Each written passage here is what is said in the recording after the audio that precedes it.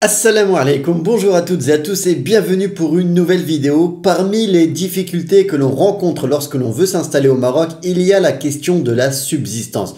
Comment gagner sa vie? Travailler en tant que salarié, ouvrir son propre commerce, son business physique, proposer ses services en ligne, etc. Les solutions sont extrêmement nombreuses. Aujourd'hui, je vous propose une de ces solutions parmi les personnes qui viennent émigrer au Maroc, celle du e-commerce, c'est-à-dire le commerce en ligne. Cela offre la liberté de pouvoir travailler en ligne et donc surtout de n'importe où et en l'occurrence ici du Maroc. Cela offre également la liberté de pouvoir travailler à son compte pour soi-même et donc la liberté de gérer son temps, son planning, être maître des valeurs de son entreprise, etc. Maintenant, je vous propose de vous détailler les solutions qui s'offrent à vous pour faire de l'e-commerce au Maroc, comme ça vous saurez à quoi vous en tenir si le secteur vous intéresse. Installez-vous confortablement, prenez ça comme un petit podcast, échangez conseils et dites-moi en commentaire ce que vous pensez du e-commerce au Maroc. C'est parti!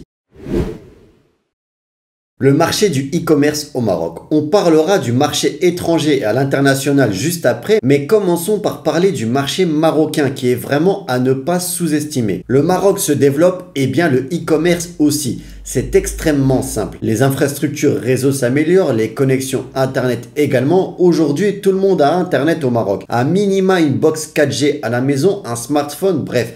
Internet est entré dans tous les foyers marocains. Ce n'est donc pas un hasard si les achats en ligne ont aussi augmenté et continuent leur croissance à travers le royaume et de nombreuses solutions ont été trouvées par les professionnels du secteur pour s'adapter au marché national, avec par exemple l'ajout d'un moyen de paiement en cash à la livraison, ce qui rassure et surtout qui pousse les Marocains à consommer en ligne. Ce sont donc des prestataires, des intermédiaires qui s'occupent pour vous de transporter vos colis, de collecter l'argent en cash et de redistribuer cet argent pour vous, bien sûr moyennant une commission. Mais c'est un facilitateur pour vous en tant qu'entreprise. Parlons des transporteurs et des livraisons. Là aussi, ça s'est pas mal développé au Maroc avec beaucoup de professionnels disponibles pour s'occuper de vos colis comme Chronopost, Taousil, mais aussi la Poste Maroc. Vous pouvez même faire des estimations du coût d'envoi sur certains de ces sites pour estimer le prix final de votre produit. Maintenant, sachez qu'on est, et ici ce n'est que mon avis, au tout début de l'ère du e-commerce au Maroc. Et il y a tant à faire et à proposer en ligne qu'il y a de nombreux marchés, de nombreuses niches à prendre dans le pays. Vous n'avez qu'à comparer par exemple Jumia, qui est le Amazon du continent africain, à justement Amazon.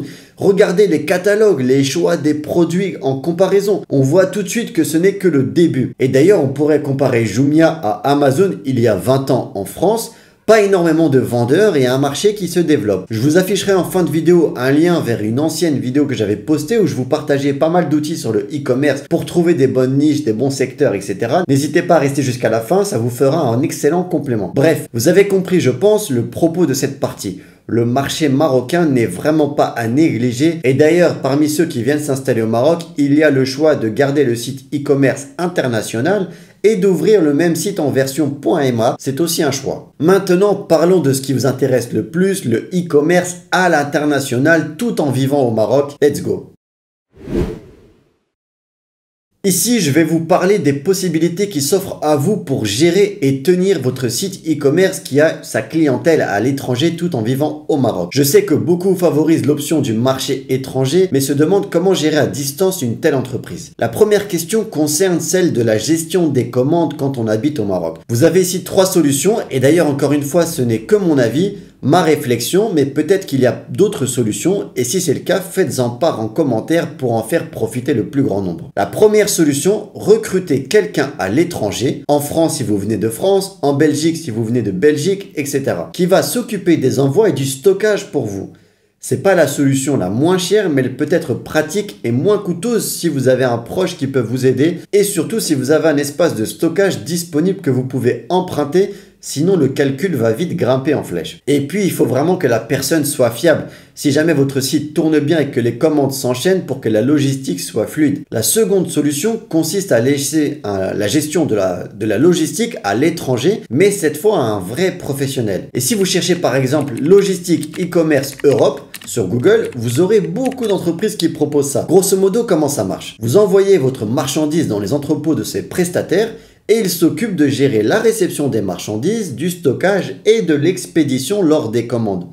En plus, cela peut être entièrement automatisé car ils offrent la possibilité de connecter votre site e-commerce à leur logiciel.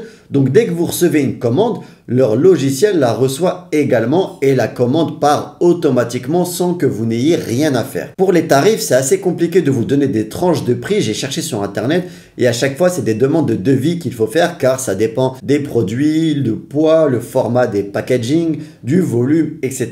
Mais en gros, c'est un tarif fixe par mois pour le stockage et une commission que vous payez un pourcentage par commande expédiée, un peu comme Amazon FBA pour ceux qui connaissent. Et je parlerai d'Amazon FBA juste après pour ceux que ça intéresse, car ça représente tout de même une solution e-commerce intéressante quand on vit au Maroc. La troisième et dernière solution à mes yeux est la gestion totale du Maroc. Vous gérez votre stock ici au Maroc, vous envoyez vos colis vous-même d'ici, etc. L'avantage, eh bien, vous avez la main sur tout, pas de sous-traitance et vous êtes maître de votre logistique. Vous envoyez votre colis via les prestataires que j'ai cités tout à l'heure. Vous pouvez envoyer à l'étranger sans problème. Forcément, l'envoi sera plus cher que si ça partait d'Europe, par exemple, mais c'est logique. Et puis, vous pouvez stocker ici sans trop de soucis, les prix étant beaucoup plus bas qu'en Europe.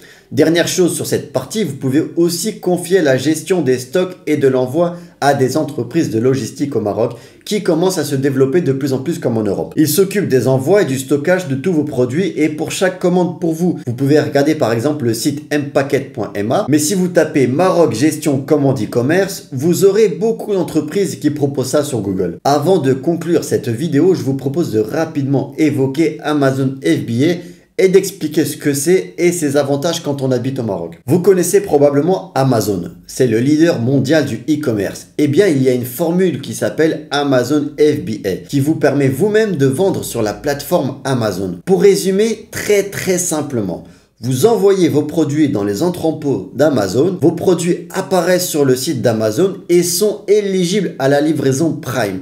Donc ça rassure les clients, pour eux c'est comme si c'était des produits Amazon. Et ils s'occupent pour vous du stockage, de la livraison des commandes. De mémoire, c'est un abonnement mensuel qui n'est pas très cher, moins de 50 € et une commission qui est prélevée sur chaque commande. C'est quelque chose qui marche pas mal et qui est très apprécié des entrepreneurs du web car ça vous permet de travailler de n'importe où dans le monde tout en vendant vos produits sur Amazon. Attention! Ici, je vous ai schématisé très simplement le mécanisme, mais il y a pas mal d'étapes à suivre et ça reste un travail conséquent.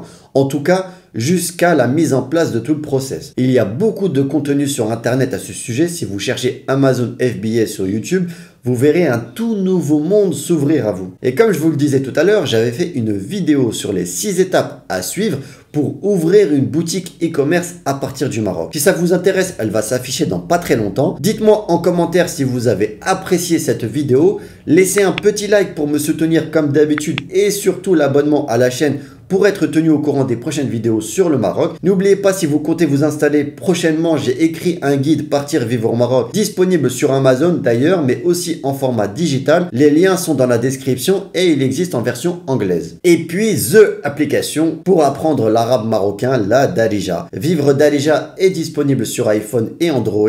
Pareil, le lien est dans la description. Encore merci d'être resté jusqu'à la fin.